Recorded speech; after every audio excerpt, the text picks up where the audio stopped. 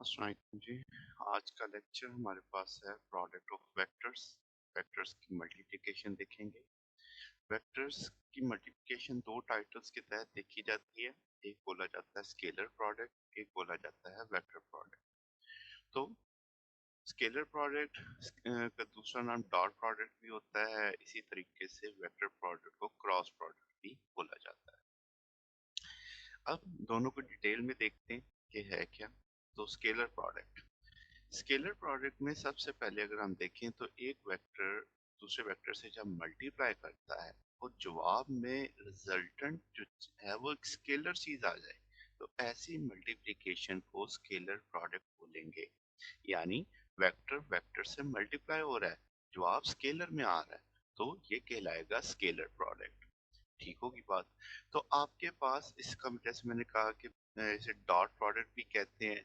तो वो dot product क्यों कहते हैं? क्योंकि दो वेक्टर्स के बीच में हम डॉट का निशान डालते हैं।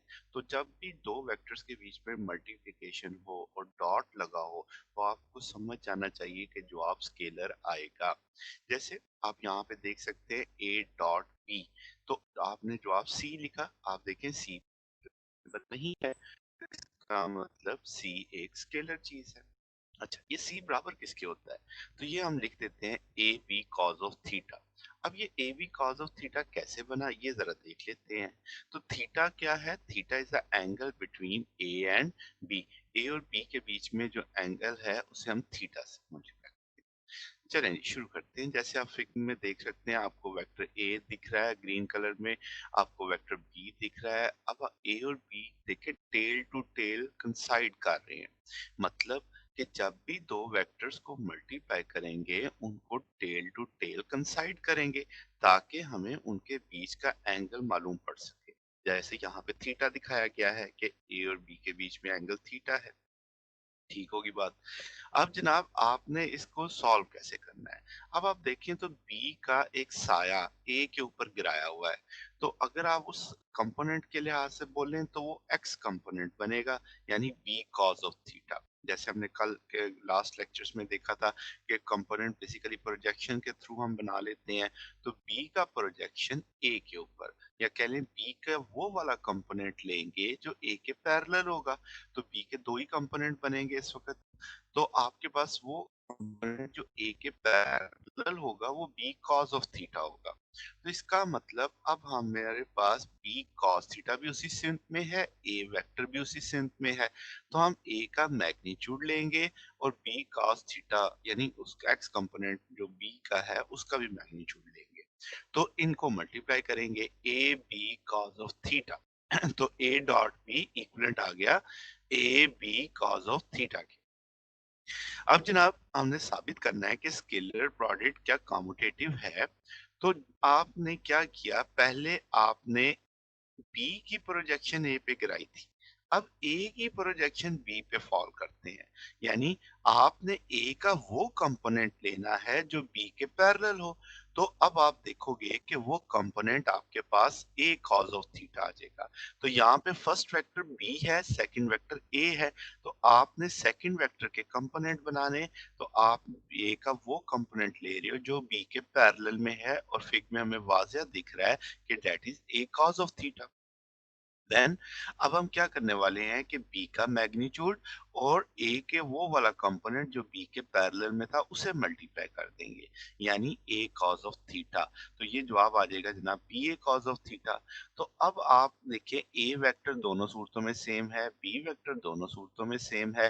तो जो ए का मैग्नीट्यूड पहले केस में है वही दूसरे केस में है, जो बी का मैग्नीट्यूड पहले केस में है वही दूसरे केस में है। तो इसका मतलब अगर हम सिर्फ मैग्नीट्यूड्स मल्टीप्लाई करें ए और बी, तो वो ए और बी बराबर आएगा बी और ए के। तो आप क्या कर सकते हो कि बी ए को ए बी भी मेंशन कर सकते हो। तो अगर आप इक्वेशन वन और इक्वेशन टू को आप कंपेयर करो, ये तो सेम आ गई इनकी राइट हैंड साइड। तो इसका मतलब इनकी लेफ्ट हैंड साइड भी सेम होगी। तो ए डॉट बी बराबर लिखा जाएगा किसके? बी डॉट ए के। तो ये तो कम्यूटेटिव प्रॉपर्टी है, कम्यूटेटिव प्रॉपर्टी ऑफ मल्टीप्लिकेशन।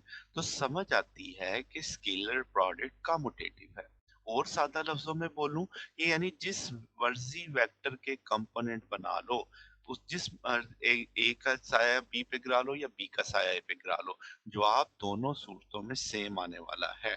यानी आप जब डॉट प्रोडक्ट लेंगे, जिस मर्जी वेक्टर को फर्स्ट वेक्टर बना लो, जिस को मर्जी सेकंड वेक्टर डिक्लेयर कर लो। अगर हम अब एग्जांपल्स की बात करें, तो आपके पास स्केलर प्रोडक्ट की एग्जांपल्स में वर्क आ जाता है, पावर आ जाते हैं।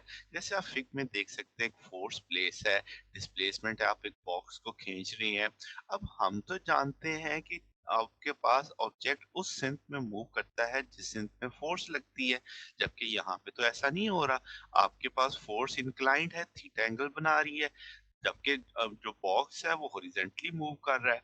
तो हम अफेक्टिव वैल्यू लेंगे, अफेक्टिव कंपोनेंट। तो फोर्स का कौन सा कंपोनेंट होगा जो उससे डी की सिंक में ले जाने वाला बनेगा? That is F cos theta. तो इसका मतलब वर्क एफ की वजह से नहीं हो रहा, वर्क एफ कॉस थीटा की वजह से हो रहा है। तो हम एफ कॉस थीटा को डी से मल्टीप्लाई कर देंगे, तो वो एफ डी कॉस थीटा बन जाएगा, जिससे हम एफ डॉट डी कह सकते हैं। सेम पैटर्न पे जैसे ए डॉट बी बराबर था ए बी कॉस थीटा के, तो एफ डॉट डी बराबर आ जाएगा F D cos of theta के। सेम पैटर्न पे पावर डिफाइन की जा सकती है, power is equal to dot product of force and velocity. तो ये दो एग्जांपल्स हमारे पास स्केलर प्रोडक्ट के लिए हम डिस्कस कर रहे होते हैं। अब कुछ करेक्टरिस्टिक्स हैं हमारे पास। इन करेक्टरिस्टिक्स में हम देखेंगे कि अगर दो वेक्टर्स मल्टीप्लाई करते हैं, डॉट प्रोडक्ट होती है और उनके बीच में एंगल 90 डिग्री आ जाए, जैसे A dot B, let's say theta is 90, तो cos 90 तो जीरो होता है, तो इसका मतलब डॉट प्रोडक्ट जीरो होगी। तो एक बहुत बड़ी एक, यानी ये आपके पास एक करेक्टरिस्टिक है, डॉट प्रोडक्ट जीरो हो तो one of the main reason should be कि एंगल 90 डिग्री हो सकता है। यानी आपने दो वेक्टरों को मल्टीप्लाई किया डॉट प्रोडक्ट के जरिए और जवाब जीरो आ गया, तो आप सोच सकते हैं कि एंगल 90 डिग्री होगा। अब जैसे देखें, अगर हम यूनिट वेक्टर्स की मद में देखें, तो आई डॉट जे, अब आप फिग में देख सकते हैं आई और जे 90 का एंगल बना रहे हैं, तो इसी तरीके से जे डॉट के और के डॉट आई, इन सब का जवाब भी जीरो आएगा, क्योंकि cos 90 जीरो हो जाएगा। अब हमने पढ़ा कि तरतीब बदले तो तब भी जवाब पे फर्क नहीं पड़ता, तो आई डॉट जे का भी वही जवाब होगा जो जे डॉट आई का होगा। इसी तरीके से जे डॉट के का भी वही जवाब होगा जो के डॉट जे का होगा। तो आप तरतीब भी बदल देंगे तो जवाब तब भी आपके पास जीरो ही आने वाला है। अब अगर थीटा हम 0 डिग्री मान लें, कि भाई दो ऐसे वेक्टर्स मान लो जो एक ही सिंक में है, पैरेलल हैं, देन cos 0 माना जाएगा, cos 0 1 होता है, तो मैक्सिमम जवाब आ जाएगा ए बी। तो डॉट प्रोडक्ट मैक्सिमम होता है फॉर पैरेलल वेक्टर्स, यानी जिनकी सिम्त एक होती है। तो I dot I, J dot J, के डॉट के इक्वलेंट आ जाएगा किसके? 1 के, क्योंकि cos 0 1 आ जाएगा। और आई आप जानते हैं यूनिट वेक्टर है, यूनिट वेक्टर का मैग्नीट्यूड 1 होता है। तो आई डॉट आई को अगर आप समझें, तो आप लिखेंगे फर्स्ट का मैग्नीट्यूड 1, सेकंड का मैग्नीट्यूड 1 और cos ऑफ 0, तो तीनों चीजें 1 1 आ जाएंगी, तो जवाब 1 आ जाएगा।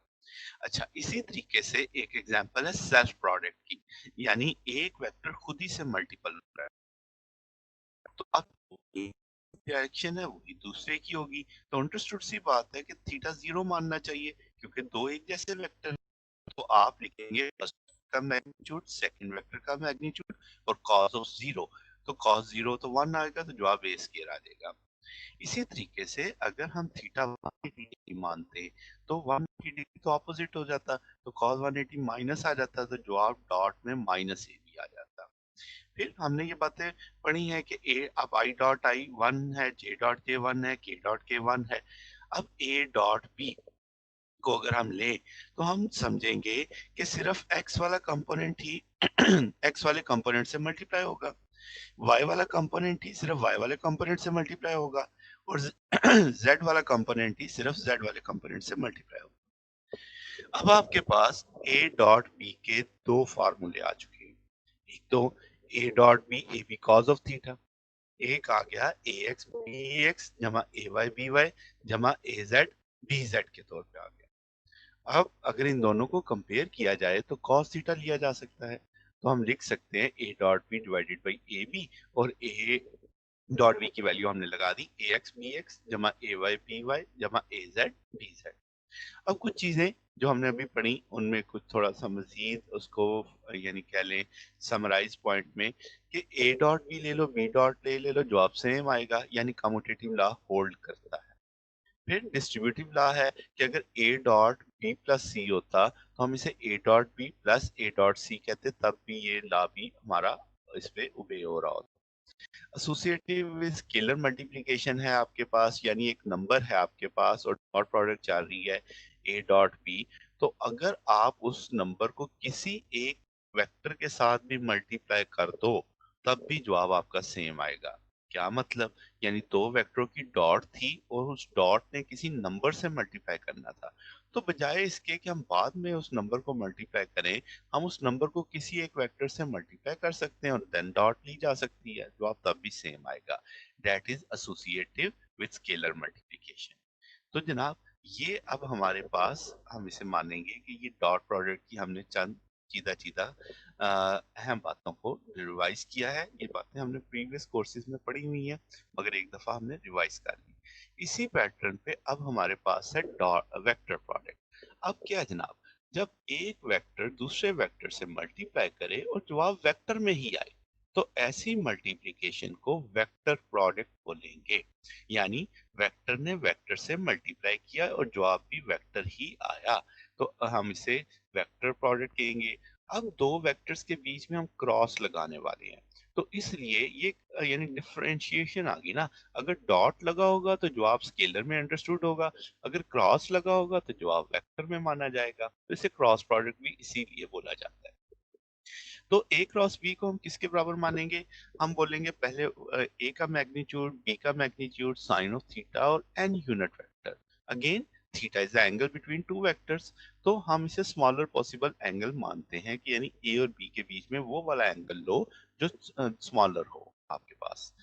देन आपके पास एन यूनिट वेक्टर ये डायरेक्शन देगा। हमने लास्ट लेक्चर्स में देखा था कि unit vector n unit vector होता है जब हम किसी चीज को डायरेक्शन प्लेस करना चाहते हैं तो नॉर्मल उसके साथ जो यूनिट वेक्टर लगता है that is an unit vector. Okay, right hand rule से हम एन को मालूम करते हैं। अब राइट हैंड रूल जैसे आप फिग में देख सकते हो, आपके पास ए और बी दो वेक्टर दिखाए जा रहे हैं।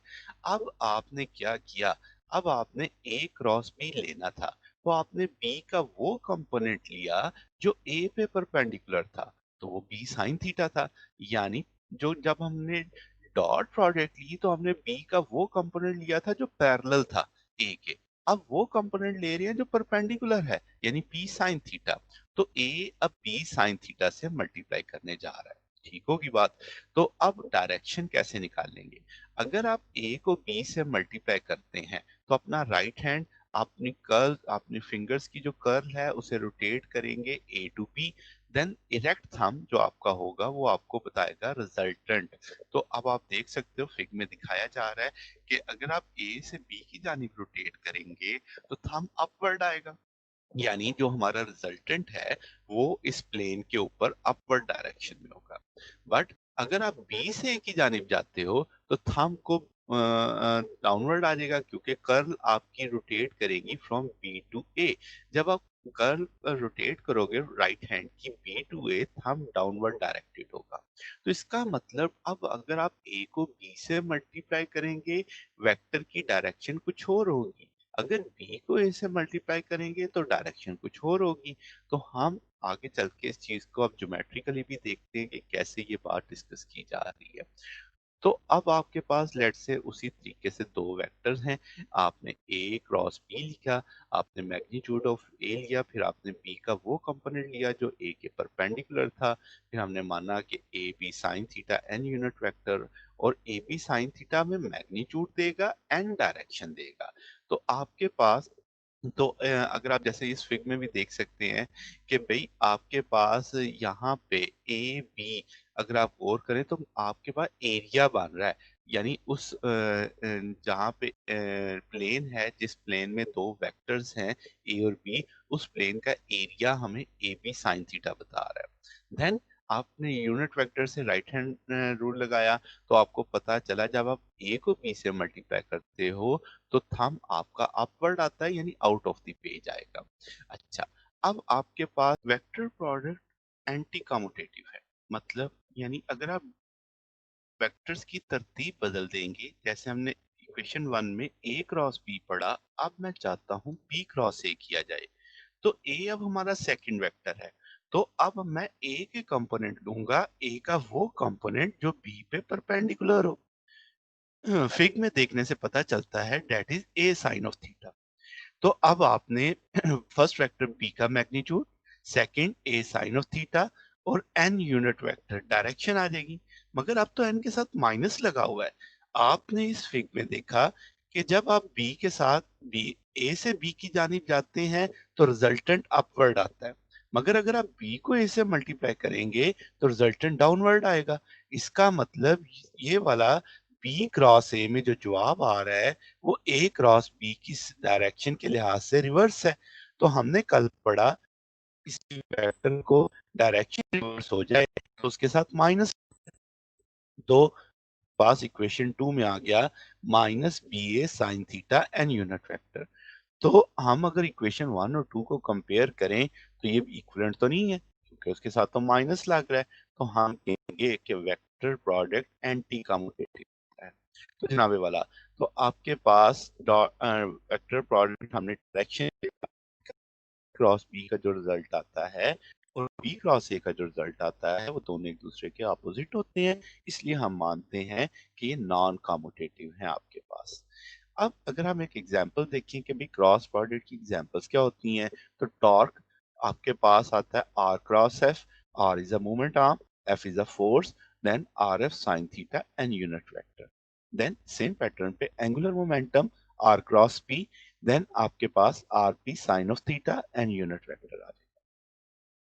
तो ये दो एग्जांपल्स हमारे पास क्रॉस प्रोडक्ट की मानी जाती है। अब अगर हम करेक्टरिस्टिक्स के पॉइंट ऑफ व्यू से देखें तो आपके पास डॉट क्रॉस प्रोडक्ट में अगर उसी पैटर्न पे थीटा 90 है, अब फार्मूला तो हमें पता है कि ए क्रॉस बी बराबर होता है किसके भाई, A B sine theta n unit vector के, तो साइन 90 1 आ जाएगा। तो जवाब हमारे पास A B n unit vector आ जाएगा। तो अब अगर हम आई क्रॉस जे के पैटर्न पे देखें तो आई क्रॉस जे, अब राइट हैंड रूल बार बार लगाएंगे तो हाथ को बार बार मूव करना पड़ेगा। तो उसका हम एक छोटा सा एक कह लें शॉर्ट टर्म तरीका कर इजाद कर लेते बना लेते हैं। आई को जे से मल्टीप्लाई करेंगे तो जवाब थर्ड वन के आ जाए। सेम पैटर्न पे अगर आप सर्कल को फॉलो करेंगे, अगर जे क्रॉस के कहेंगे तो जवाब आई आ जाएगा। इसी तरीके से k को i से मल्टीप्लाई करेंगे तो जवाब j आ जाएगा। जैसा हमने पढ़ा कि आप अगर डायरेक्शन रिवर्स करोगे तो आपके पास जवाब भी रिवर्स हो जाएगा। तो अगर आप j को i से मल्टीप्लाई करते हैं देन जवाब थर्ड वन ही होगा k, मगर उसके साथ माइनस लग जाएगा। सादा सादा लफ्जों में बोलें, अगर आप एरोस को फॉलो कर रहे हैं तो जवाब पॉजिटिव में आएगा थर्ड वन। अगर आप एरोस के अगेंस्ट जा रहे हैं तो जवाब थर्ड वन नहीं आएगा, मगर उसके साथ माइनस प्लेस हो जाएगा। यानी J cross I answer is a K but with negative sign, because we are not following the circle. हम उस एरोस को फॉलो नहीं कर रहे। आई क्रॉस के जवाब जे बट विद नेगेटिव साइन आएगा इसके साथ। देन इसी तरीके से अगर थीटा जीरो ले लिया जाता है तो साइन जीरो पे जीरो हो जाता है, यानी ए बी साइन जीरो के होने से मैग्नीट्यूड जीरो हो गया। तो हम जानते हैं लास्ट लेक्चर्स में नल वेक्टर का जिक्र आया था, तो जवाब आपका नल वेक्टर बनेगा क्योंकि मैग्नीट्यूड जीरो हो चुका है। डायरेक्शन तो आपने यूनिट वेक्टर भी देखी नहीं, तो मैग्नीट्यूड ही जीरो हो गया, डायरेक्शन आर्बिट्रेरी डिफाइन हो जाएगी। सेम पैटर्न पे आई क्रॉस आई, जे क्रॉस जे, के क्रॉस के भी नल वेक्टर होगा बिकॉज थीटा इज जीरो। आई और दोनों आइस के बीच में थीटा जीरो होगा, एंगल बिटवीन जे आल्सो जीरो। तो आप साइड क्रॉस जे और के क्रॉस के नल वेक्टर माने जाएंगे। Sine 180 is equal to 0, answer again null vector आएगा। ए क्रॉस बी हमने पढ़ा हुआ है लास्ट हमारे पास प्रीवियस क्लासेस में, हमें पता है ए क्रॉस बी बराबर होता है किसके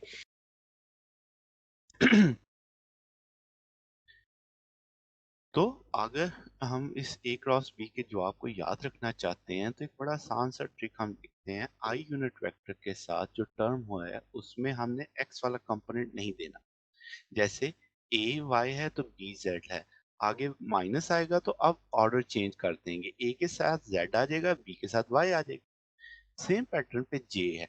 अब आपने सीक्वेंस देखे, आपने जे में का मतलब वाई वाली टर्म आपने बीच में प्लेस नहीं करनी।